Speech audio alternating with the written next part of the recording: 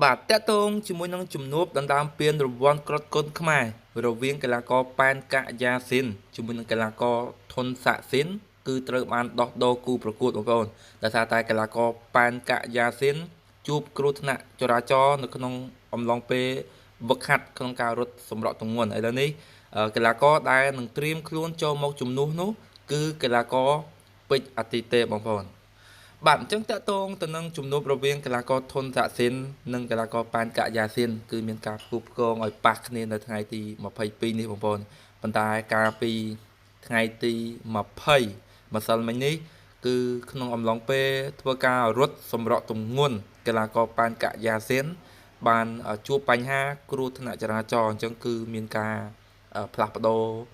ដៃគូភ្លាមគឺកីឡាករពេជ្រអាទិទេពជាអ្នកចូលខ្លួនមកជំនួសកីឡាករប៉ែនកយ៉ាស៊ីនហើយសម្រាប់ការប្រកួតនេះគឺវាយក្នុងប្រភេទទម្ងន់57គីឡូក្រាមលក្ខណៈកងចេញម្រាមដណ្ដើមពានរង្វាន់ក្រត់គុនខ្មែរបាទអញ្ចឹងយើងងាកទៅកីឡាករធុនសាក់ស៊ីនជាមួយនឹងកីឡាករពេជ្រអាទិទេពសម្រាប់គូនេះទោះបីជាពេជ្រអាទិទេពចូលមកជំនួសកីឡាករប៉ែនកយ៉ាស៊ីនមែនបងប្អូនប៉ុន្តែសម្រាប់admin គិតថាមកគូនេះភាគរយគឺពេជ្រអាទិទេពមានភាគរយច្រើនបើនិយាយពីអ្នកទាំងពីរនេះជាប្រភេទកីឡាករល្អដៃវាយកងចេញម្រាមដូចគ្នាប៉ុន្តែសម្រាប់ភាពធន់ភាពធ្ងន់គឺកីឡាករពេជ្រអាទិទេពគាត់រៀងតែមជាងកីឡាករធុនតាក់ស៊ីនហើយសម្រាប់ការប្រកួតរបស់អ្នកទាំងពីរនេះខ្ញុំបាទគិតថា